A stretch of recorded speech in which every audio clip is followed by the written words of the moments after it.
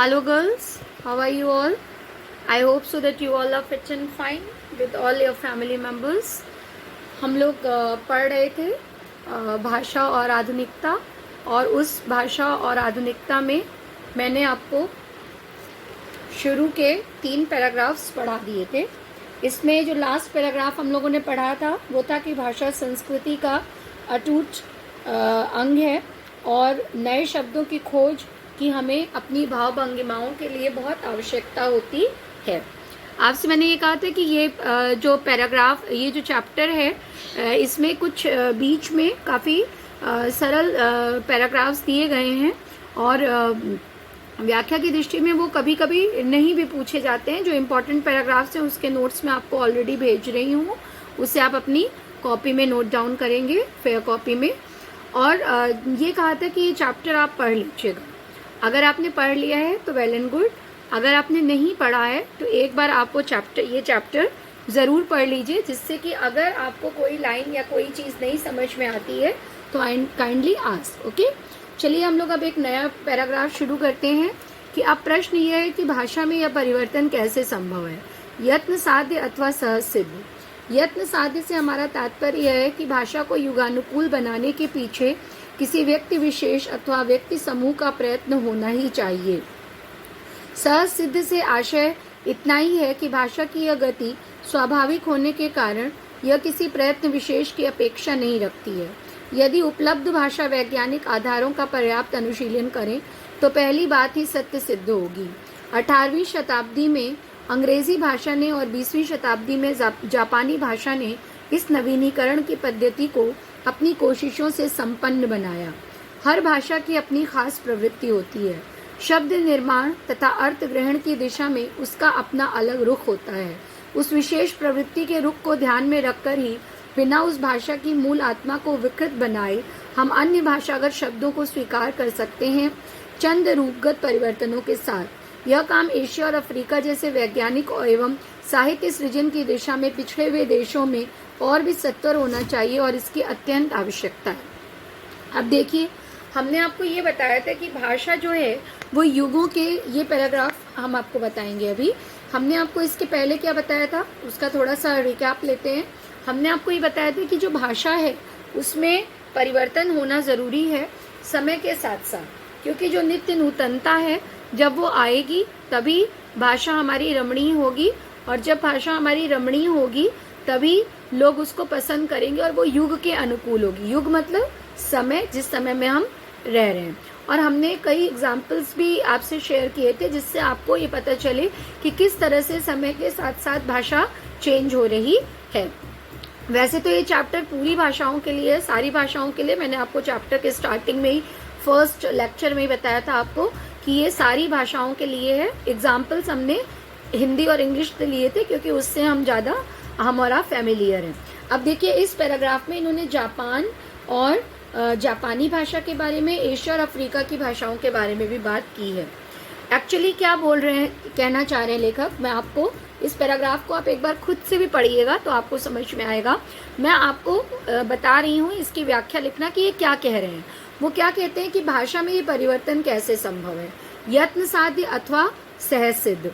मतलब क्या, भाषा में जो परिवर्तन होना चाहिए वो यत्न साध्य, 2 वर्ड्स हैं। यत्न साध्य, यत्न मतलब कोशिश करके साधना, अथवा सहज सिद्ध या खुद से हो जाएगा। वो 2 चीजें बता रहे हैं कि एक तो यत्न साध्य, आगे उन्होंने यत्न साध्य का तात्पर्य भी बताया है कि भाषा को युगानुकूल बनाने के लिए किसी व्यक्ति विशेष को या व्यक्ति समूह का प्रयत्न होना ही चाहिए। कि यदि हम अपनी भाषा को, अगर मान लीजिए हम हिंदी भाषा में हिंदी भाषा को ऐसा बनाना चाहते हैं जो युग के अनुकूल होगा, तो उसके लिए मुझे ये प्रयत्न करना होगा कि जिन बच्चों को मैं पढ़ा रही हूँ उनको हिंदी भाषा बहुत अच्छे से समझ में आए, क्योंकि मैं आपको क्या पढ़ा रही हूँ, हिंदी पढ़ा रही हूँ, भाषा पढ़ा रही हूँ, साहित्य पढ़ा रही हूँ उस भाषा का। और फिर अंग्रेजी की जो टीचर होंगी उनको भी ये होगा, वो भी ये कोशिश करेंगी अपनी तरफ से कि अंग्रेजी भाषा आए। जो बच्चे उर्दू सीखते हैं, फारसी सीखते हैं, या फिर जापानी भाषा, फ्रेंच भाषा, आजकल विश्व की भाषाएं सीखने का बहुत क्रेज हो गया है, तो उनका भी ये मॉरल ड्यूटी होगा उन सभी टीचर्स का, मतलब जो भी भाषाविद होंगे, भाषाविद मतलब भाषा के जानकार, या जो भाषा के अध्यापक होंगे, मतलब जो भाषा पढ़ाते हैं, उनका ये प्रयत्न होना चाहिए कि भाषा को यत्न साध्य बनाया जाए। यत्न साध्य मतलब सिखाया जाए, समझ में आ रहा है? या फिर व्यक्ति समूह का प्रयत्न होगा। तो व्यक्ति समूह जब हम बात करते हैं तो व्यक्ति समूह में टीचर नहीं आएगा, व्यक्ति समूह में ग्रुप ऑफ स्टूडेंट्स आ सकते हैं, या फिर सारे टीचर्स का एक ग्रुप बनाया जाए, जो भी लिटरेचर के टीचर हैं उनका जैसे ग्रुप बनाना। जैसे हम लोग जब आपको स्कूल में ये करवाते हैं, जो आपके कॉम्पिटिशन्स होते हैं, जो आपकी कल्चरल एक्टिविटीज़ होती हैं, उसमें जब हम लिटरेचर से संबंधित कंपटीशन करवाते हैं, जैसे कि ऐसे राइटिंग, स्पेलिंग कंपटीशन, ठीक है, या फिर डिबेट, तो ये सब क्या है? डिबेट है या एक्सचम्पो है। तो जब इस तरह की चीज़ें हम टीचर्स मिलके आपके लिए करते हैं तो वो एक तरह से यत्न साध्य हुआ। क्यों यत्न साध्य हुआ? क्योंकि हम डिबेट में आपको एक, अब आप सोचेंगे कि डिबेट का भाषा से क्या मतलब है, तो बिल्कुल मतलब है भाषा। जो बच्चों ने डिबेट में कभी पार्ट लिया होगा, मतलब वाद विवाद प्रतियोगिता, तो वो ये जानते होंगे बहुत अच्छे से कि वाद विवाद में सबसे पहले जो आता है पॉइंट, वो विचारों की अभिव्यक्ति, और दूसरा भाषा पर अधिकार। कि अगर आप हिंदी भाषा बोल रहे हैं और अगर आप 12th क्लास में हैं और अगर आप हिंदी भाषा बोल रहे हैं तो आपसे भाषा के अशुद्ध उच्चारण को हम स्वीकार नहीं कर सकते। आपको भाषा का शुद्ध उच्चारण ही करना होगा। इसी तरह से जब आप रिटन पेपर दे रहे हैं, जब आप रिटन एग्जाम दे रहे हैं जिसमें आप थियोरी पेपर दे रहे हैं, नॉट मल्टीपल चॉइस, तो आपको क्या करना होगा? तब आपको रिटन पेपर में भी आपकी भाषा की अशुद्धि पर आपके नंबर कट जाएंगे। यहाँ तक कि आपने देखा होगा कि जब जो शुरू के आपके 1 से 10 क्वेश्चन रहते हैं इतिहास के प्रश्न, वो मल्टीपल चॉइस अब आने लगे हैं एग्जाम में बोर्ड की तरफ से इधर 2-3 सालों से। तो जब क्वेश्चंस मल्टीपल चॉइस आते हैं तो उसमें अगर आप के क्वेश्चन पेपर में सही स्पेलिंग लिखी है और आप उसको गलत कॉपी करते हैं तो बहुत जो भाषा के जो बिल्कुल सही जानकार होते हैं वो आपका वहां पर भी नंबर काट लेंगे, क्योंकि आपने क्वेश्चन पेपर की जो स्पेलिंग है उसको गलत लिखा है।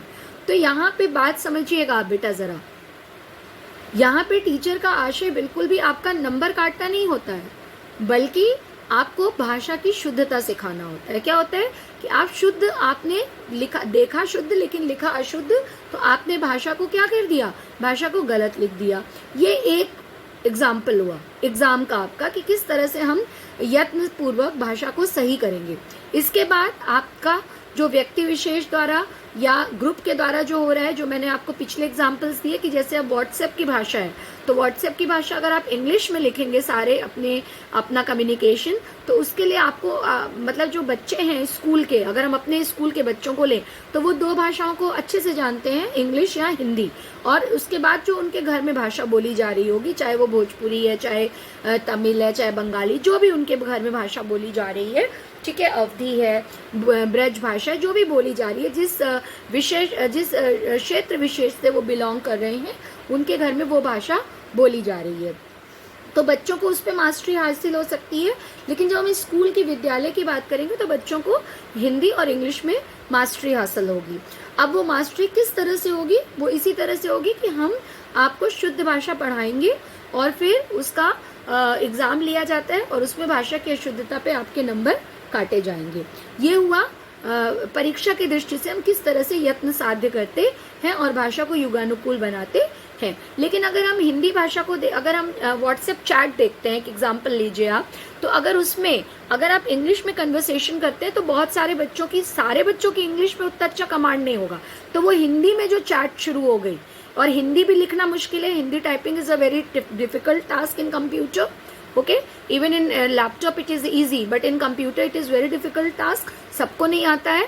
तो हमने क्या नियम निकाला? हमने मतलब एक पूरे ग्रुप ने निकाला, ग्रुप ऑफ पीपल ने निकाला, लोगों के समुदाय ने निकाला कि हम रोमन हिंदी लिखेंगे, और एक इस तरह का सॉफ्टवेयर इसमें डेवलप किया गया कि आप कैसे वो लिखते हैं, तो AAP आप लिखेंगे, कैसे KAISO लिखेंगे और HO लिखेंगे। तो अब आप कैसे हो लिख दिया तो भी आपको समझ में आ रहा है, आपके दोस्त को या रिश्तेदार को, क्या आप उनसे हालचाल पूछ रहे हो, आप हाउ आर यू पूछ रहे हो या एच आर यू पूछ रहे हो। ये एग्जाम्पल मैंने आपको पहले भी दे के समझाया है, इसीलिए दिया क्योंकि ये एग्जाम्पल आप हर जगह से हर पैराग्राफ में एग्जाम्पल आपका फिट हो जाएगा। देखिए जो आजकल की व्हाट्सएप भाषा है, तो हम इसको क्या कर रहे हैं, जो व्यक्ति समूह है, जो वो कह रहे हैं कि यत्न साध्य होनी चाहिए भाषा, उसमें ये व्यक्तियों का समूह है जो कि यत्न पूर्वक इस चीज को सिद्ध कर रहा है कि भाषा युगानुकूल हम बना रहे हैं। ठीक है, समझ में आया।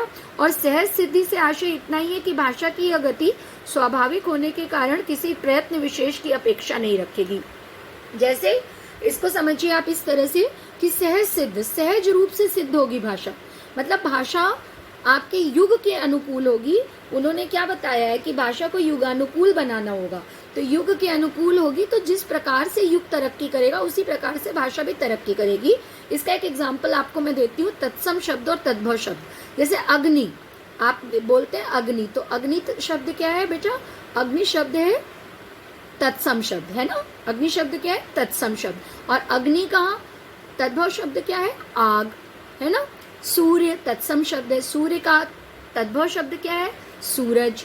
ठीक है, तो जब अग्नि से आग हुआ तो ऐसे ही नहीं हुआ, अग्नि संस्कृत में था, फिर पाली में भी अग्नि ही चला, फिर अभ्रंश और अवहट्ट, जब पाली से, मैंने आपको ये चीज पहले भी बताई है कि पाली से प्राकृत आई और प्राकृत से अभ्रंश और अभ्रंश से अवहट्ट और अवहट्ट से फिर पुरानी हिंदी।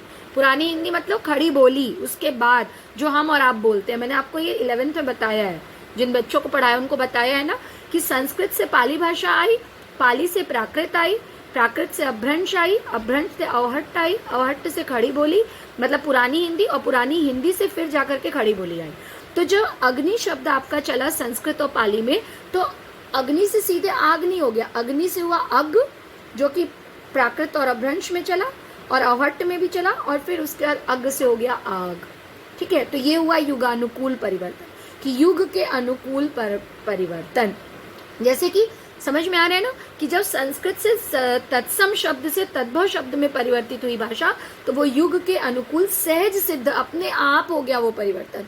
क्यों हो गया, क्योंकि लोग पुरानी संस्कृत को कठिन समझने लगे, जो संस्कृत भाषा थी हमारी उसको कठिन समझने लगे और टूटी फूटी संस्कृत बोलने लगे, जो कि बाद में पाली में जाकर के चेंज हो गई, पाली में बदल गई। फिर वही पाली भाषा धीरे धीरे प्राकृत अभ्रंश अवहट्ट होते हुए पुरानी हिंदी। समझ में आया।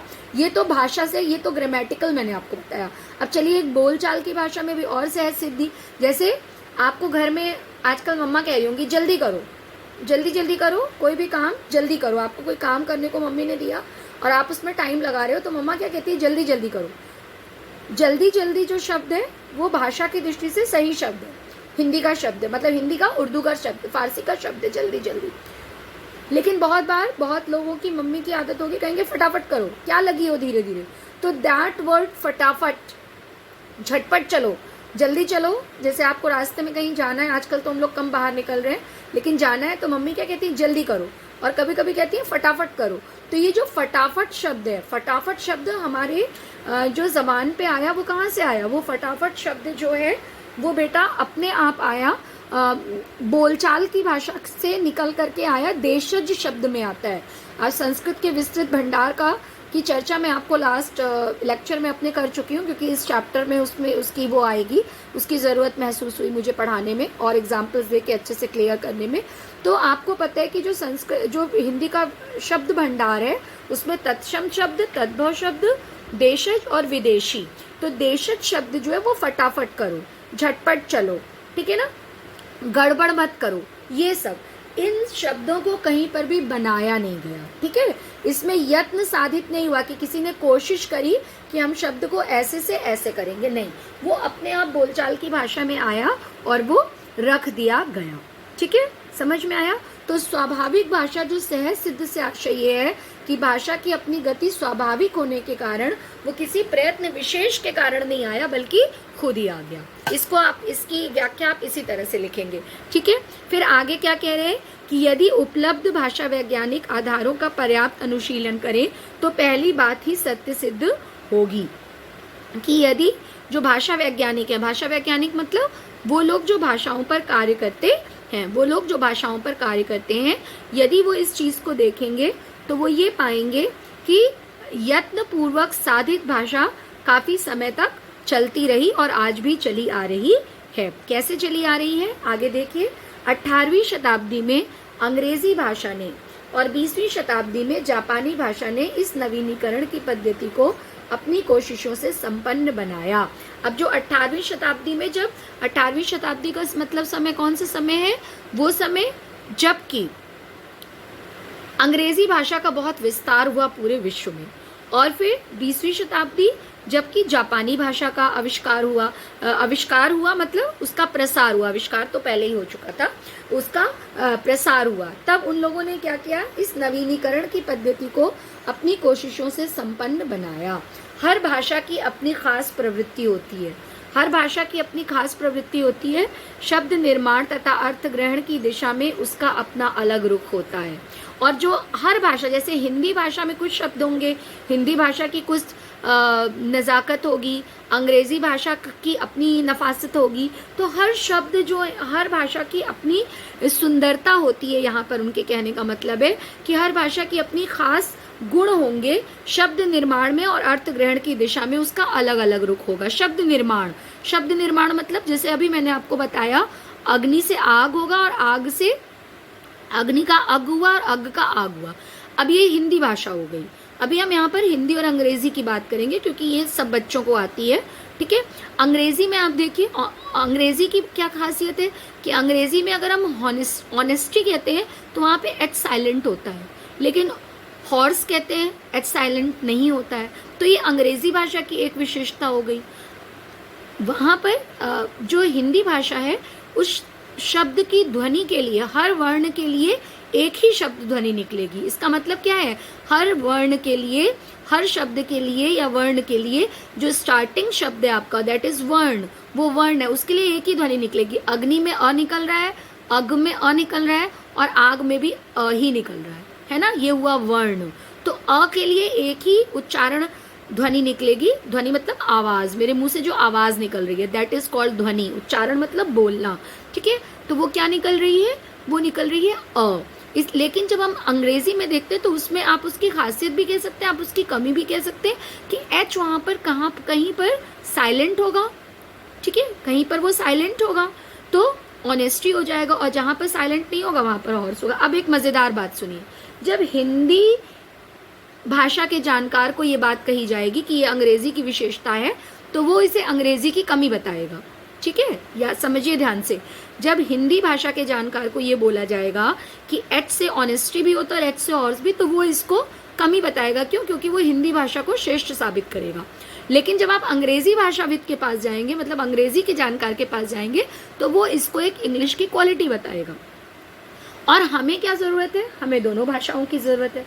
तो हम इस लड़ाई में या इस पचड़े में बिल्कुल भी हम और आप नहीं पड़ेंगे कि हिंदी बड़ी है या अंग्रेजी, जापानी बड़ी है या एशिया की कोई और लैंग्वेज, अरबी बड़ी है या फारसी, तुर्की बड़ी है या फ्रेंच, बल्कि हम हमारे युग के अनुकूल जो भाषाएं होंगी उनको ग्रहण करते चलेंगे। क्यों? क्योंकि भाषा की अपनी खास प्रवृत्ति होगी और शब्द निर्माण और अर्थ ग्रहण की दिशा में उसका अपना एक अलग रुख होगा। यहाँ तक कि एक ही भाषा में भी अलग अलग रुख होगा। जब आप अर्थ कहते हैं, अब आपके सामने कोई लड़की बहुत, आपकी फ्रेंड बहुत सुंदर से सच के आती है, ठीक है, आप समझिए जो अर्थ ग्रहण लिखा है इसको, इसका एक एग्जाम्पल दूंगी मैं आपको, थोड़ा मजेदार, थोड़ा काफी सीरियस बातें हो गई। अर्थ ग्रहण थोड़ा सा आपको इसको सुनने में हंसी आएगी कि जब आपके सामने कोई, आपकी एक फ्रेंड बहुत ब्यूटीफाई करके अपने आप को आती है, तो आप कहते हो तुम तो बहुत सुंदर लग रही हो, वाओ ग्रेट, वेरी ब्यूटीफुल। लेकिन मान लीजिए वो ओवर मेकअप कर ले, तो आप क्या कहते हैं? अगर वो आपसे, आप उसको देखते हैं और आपको वो पसंद नहीं आता है, उसका वो मेकअप, उसका वो बनना, वो बनाव श्रृंगार, और आपसे वो पूछती है कि मैं कैसे लग रही हूँ, तो आप कहते हैं कुछ ज्यादा ही सुंदर लग रही हो, कहते हैं ना। तो जब आप कहते हैं कुछ ज्यादा ही सुंदर लग रही हो, तो इस भाषा में क्या है? इस भाषा में व्यंग है। और जब आपकी दोस्त आपके सामने बहुत नेचुरल ब्यूटी में आती है और जितना उसको श्रृंगार करना चाहिए और वो सुंदर लगती है उतने में, तो आप क्या कहते हो? बहुत ज्यादा सुंदर लग रही हो। लेकिन जब वही ओवर मेकअप करती है या आपको नहीं पसंद आता है उसका कपड़ा पहनने का ढंग या उसका मेकअप करने का ढंग, तो आप क्या कहते हैं? तुम ज्यादा ही सुंदर लग रही हो। शब्द एक ही है, ज्यादा, लेकिन हम क्या कर रहे हैं? अर्थ ग्रहण की दिशा में बदलाव ला रहे हैं। यहाँ ये एग्जाम्पल्स मैंने आपको इसलिए दिए कि इस पैराग्राफ के लिखने में आप इन एग्जाम्पल्स को यूज कर सकते हैं। इस पैराग्राफ को आप खुद लिखेंगे, ये सरल पैराग्राफ है, इसको आप खुद लिखेंगे, ठीक है। तो इसलिए अब हमें क्या करना है, किसी भी भाषा की मूल आत्मा को विकृत किए बिना, मतलब जो किसी भी भाषा में जो मूल आत्मा है उसको बिगाड़े बिना हम विभिन्न भाषाओं के शब्दों को स्वीकार करेंगे और कुछ परिवर्तनों के साथ भी हम स्वीकार कर सकते हैं। ये भाषा को समृद्ध बनाना होगा। जैसे इंग्लिश वर्ड है स्टेशन, क्या है, स्टेशन। आज जब रेलवे स्टेशन, ठीक है। अब जब हम जो शहर के लोग हैं या जो पढ़े लिखे लोग हैं वो रेलवे स्टेशन को रेलवे स्टेशन ही कहेंगे कि हमें ट्रेन पकड़ने कहाँ जाना है, स्टेशन। लेकिन अगर कोई ऐसा व्यक्ति होगा जो गांव की भाषा में बात करेगा, जो शिक्षित नहीं होगा, अशिक्षित होगा, ठीक है, जो नहीं पढ़ा लिखा है, तो वो स्टेशनवा भी कहता है ना, स्टेशनवा जाना भी है कहता है और स्टेशनवा भी कहता है। तो वो शब्द भी वहां पर उसका जो ग्रुप ऑफ पीपल होगा, उसके ग्रुप ऑफ पीपल में वो शब्द स्वीकार किया जाएगा। आप और हम उसे स्वीकार नहीं करेंगे, हम और आप उसे स्वीकार नहीं करेंगे क्योंकि हम लोग पढ़े लिखे और हम जान रहे हैं कि स्टेशन शब्द होता है। लेकिन उन लोगों के ग्रुप में या उन लोगों के समूह में वो शब्द जो है वो यूज होगा जहां पर वो स्टेशन व कह सकता है। इसी तरह से दूसरी भाषाओं में भी स्टेशन के लिए शब्द होगा। तो हम क्या करें, हम शब्द को, भाषागत शब्दों को स्वीकार करें, कुछ रूपगत परिवर्तनों के साथ। उसके रूप में परिवर्तन हमने किया, स्टेशन को रखा स्टेशन ही, लेकिन स्टेशनवा कर दिया, ठीक है ना। कुछ लोग स्टेशन भी कहते हैं, कुछ लोग टेशन। अभी आप कहानी पढ़ेंगे, एक पहले हम लोग सती कहानी पढ़ाते थे शिवानी की, अब आपके कोर्स में नहीं है, अब आपके कोर्स में शिवानी की लाटी कहानी आ गई है, वो मैं आपको आगे पढ़ाऊंगी। अब जो सती कहानी है आपकी, उसमें टेशन वर्ड आया है। वो टेशन किसके लिए आया, स्टेशन के लिए आया, ठीक है, समझ में आ गया। तो और ये जो काम किया गया है जिसमें कि रूपगत परिवर्तनों के साथ भाषा को लाया गया है, इसमें एशिया और अफ्रीका जैसे वैज्ञानिक देशों ने इसमें कई समृद्ध प्रयोग किए हैं। और एशिया मतलब हमारा भारत भी कहाँ पर आता है, एशिया में आता है, ठीक है। तो एशिया और अफ्रीका के देशों ने इसमें बहुत परिवर्तन किया है, ठीक है। तो मेरे ख्याल से आपको ये समझ में आ गया होगा। इसका आप खुद अर्थ लिखेंगे। इसके बाद दूसरा पैराग्राफ भी हम लोग पढ़ते हैं। भाषा की साधारण इकाई शब्द है। शब्द के अभाव में भाषा का अस्तित्व ही दुरूह है। यदि भाषा में विकसनशीलता शुरू होती है तो शब्दों के स्तर पर ही। दैनंदिन सामाजिक व्यवहारों में हम कई ऐसे नवीन शब्दों का प्रयोग करते हैं या इस्तेमाल करते हैं जो अंग्रेजी, अरबी, फारसी आदि विदेशी भाषाओं से उधार लिए गए हैं। वैसे ही नए शब्दों का गठन भी अनजाने में अनायास ही हो जाता है। ये शब्द अर्थात उन विदेशी भाषाओं से सीधे अविकृत ढंग से उधार लिए गए शब्द भले ही कामचलाऊ माध्यम से प्रयुक्त हों, साहित्यिक दायरे में कदापि ग्रहणीय नहीं। यदि ग्रहण करना पड़े तो उन्हें भाषा की मूल प्रकृति के अनुरूप साहित्यिक शुद्धता प्रदान करनी पड़ती है। यहाँ प्रयत्न की आवश्यकता होती है। ये जो दो शब्द आपको इन्होंने बताया, एक्चुअली इस पैराग्राफ में ये क्या कर रहे हैं, इसी पैराग्राफ का कंटिन्यूएशन है। क्योंकि यहाँ पे ये दो शब्द देखिए आप, यहाँ पे जो शब्द लिखा है यत्न साध्य और सहज सिद्ध, है ना, यत्न साध्य और सहज सिद्ध। तो ये जो यत्न साध्य मतलब कोशिश करना, और सहज रूप मतलब सहज का मतलब है, ये जो सहज शब्द है, सहज का मतलब है कि अपने आप निकल आना। तो ये जो पैराग्राफ है ये मैंने एक तरह से ना आपको एक्चुअली पढ़ा दिया है बेटा, फिर से एक बार बता रही हूँ कि वो क्या कह रहे हैं कि साधारण इकाई तो उसकी शब्द है, और शब्द के अभाव में किसी भी भाषा का अस्तित्व दुरूह है, मतलब कठिन है। शब्द के अभाव में जो भाषा है उसका जो अस्तित्व है वो दुरूह है। भाषा में विकसनशीलता शुरू होगी तो शब्द के स्तर पर ही भाषा के जो शब्द होंगे वो विकसित होंगे, और जब भाषा का जो विकास होगा वो शब्द ही नए सीखे जाएंगे तभी होगा।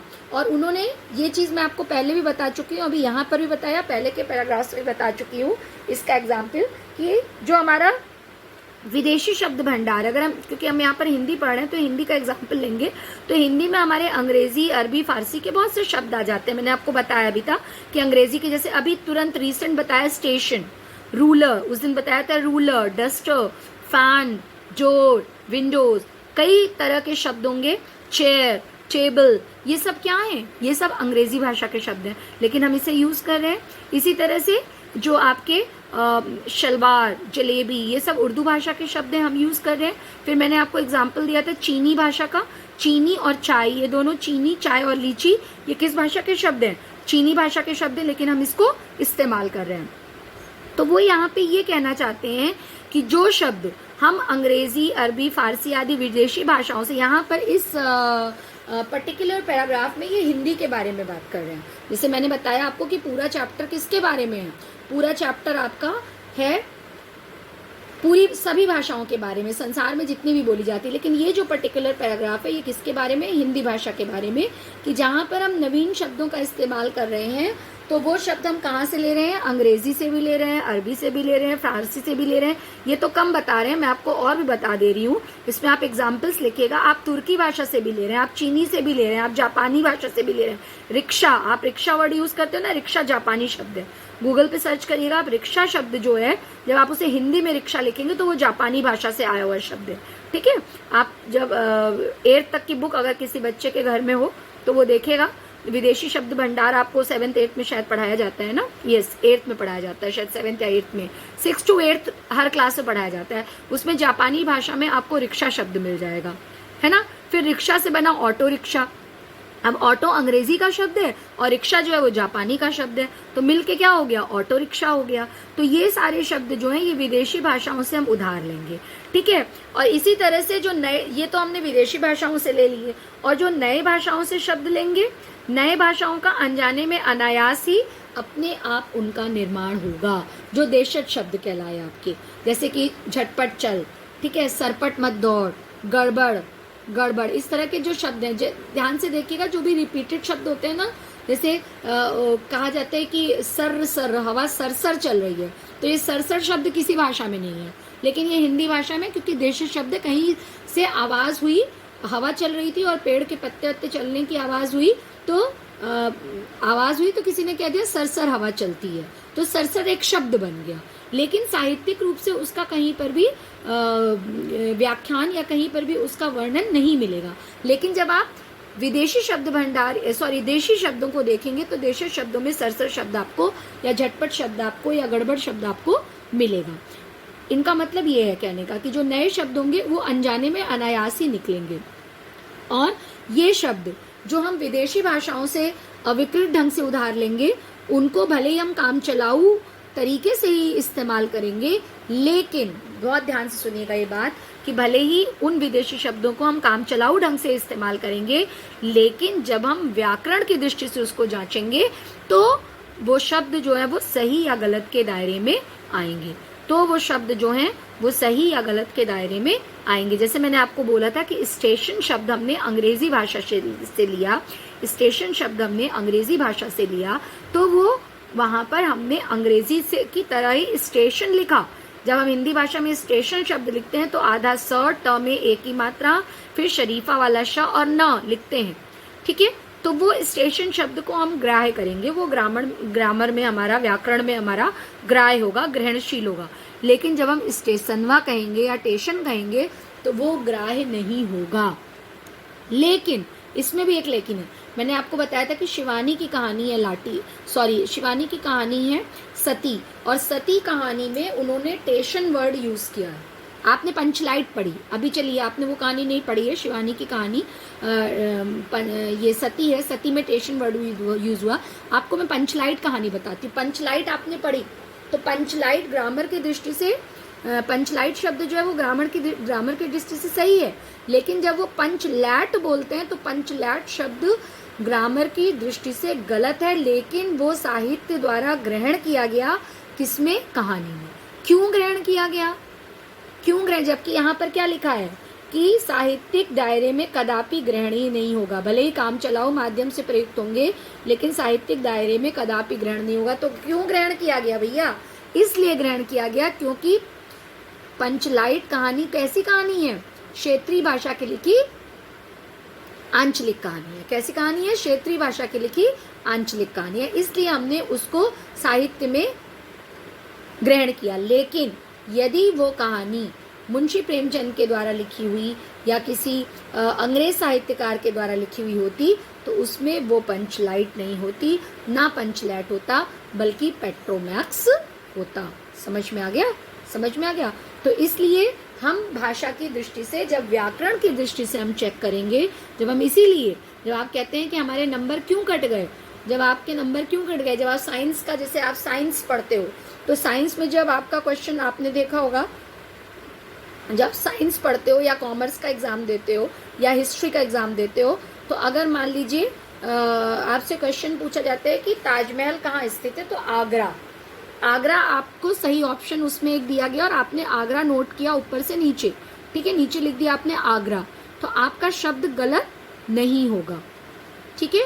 अगर आपने स्पेलिंग मिस्टेक की है तो भी, क्यों? क्योंकि आपने हिस्ट्री में क्वेश्चन दिया कि आगरा कहाँ स्थित है, तो सॉरी ताजमहल कहाँ स्थित है, तो आगरा आपने लिखा। लेकिन यदि ये क्वेश्चन आपसे हिंदी में पूछा जाएगा, मान लीजिए पूछा जाता कि आगरा, मान लीजिए आपका चैप्टर होता है एक ताजमहल और उसमें आपसे ये पूछा, कभी कई बार पूछा भी गया होगा कभी आपके जूनियर क्लासेस में कि आगरा की ताजमहल कहाँ स्थित है, और उसमें अगर आप आगरा को अगरा लिख देते हैं, तो वहाँ पे जो हिंदी वाले टीचर होगी, हम लोग जैसे लोग, वो आपका आधा नंबर काट लेते हैं। क्यों काट लेते हैं? इसलिए काट लेते हैं, हिंदी मुझे हंसी इसलिए आ रही है क्योंकि मैं भी कभी कभी बच्चों का नंबर काटती हूँ, तो बच्चे आर्ग्यू करने आते हैं कि मैम आपने क्यों काटा, तो मैं उनसे यही बोलती हूँ कि बेटा, यही कहती हूँ उनसे कि बेटा ये लिटरेचर का पेपर है, अगर ये साइंस का पेपर होता तो आपका ऑप्शन अगर सही होता तो आपको एग्जामिनर पूरे नंबर देता, लेकिन चूंकि ये भाषा का पेपर है और भाषा में आपकी स्पेलिंग भी देखी जाती है, इसलिए आपका आधा नंबर या 1/4 नंबर कट जाएगा। तो इसलिए कह रहे हैं कि साहित्य में वो ग्रहणीय नहीं होगा अशुद्ध शब्द, बल्कि उसके लिए शुद्धता भाषा की जरूरी होगी, और यदि ग्रहण करना पड़ेगा तो उन्हें भाषा की मूल प्रकृति के अनुरूप साहित्यिक शुद्धता प्रदान करनी पड़ेगी, और यहाँ प्रयत्न की आवश्यकता प्रतीत होगी। मतलब ये जो यत्न साध्य शब्द है उसकी आवश्यकता हमें होगी, क्योंकि साहित्यिक शुद्धता का हमको ध्यान रखना पड़ेगा। तो आई होप सो कि आपको ये दोनों पैराग्राफ अच्छे से समझ में आ गए होंगे। लास्ट लाइन मैंने आपको ये बोली है कि साहित्यिक शुद्धता का हमको ध्यान रखना पड़ेगा, क्योंकि वहां पर भाषा की शुद्धता अनिवार्य होगी, ठीक है। मुझे लगा कि शायद मेरी आवाज हल्की हो गई, आपको नहीं सुनाई पड़ी, इसलिए मैंने रिपीट किया है। तो बेटा मैंने आपको ये 2 पैराग्राफ्स पढ़ा दिए। अब इसके आगे चैप्टर में ज़्यादा कुछ खास है नहीं, ये सब चीज़ें हम आपको ऑलरेडी बता चुके हैं। ये हम आपके 1 से 2 लेक्चर में नेक्स्ट इसी वीक में ये चैप्टर जो है ये कंप्लीट कर देंगे। इस बीच प्लीज़, क्योंकि भाषा के शुद्धिकरण के लिए कौन से उपाय आदि किए गए ये इसमें आगे दिया हुआ है, तो इसको एक बार आप थॉरली रीड कर लीजिएगा, ताकि अगर कोई भी परेशानी हो तो आप उसे समझ सकें। इसके अलावा मैं आपको जो PDF भेज रही हूँ उसको अपनी फेयर कॉपीज़ में ज़रूर नोट डाउन कर लीजिएगा, ठीक है। Okay, and if there is any queries or any problem then please ask me in comment section. Thank you, God bless you.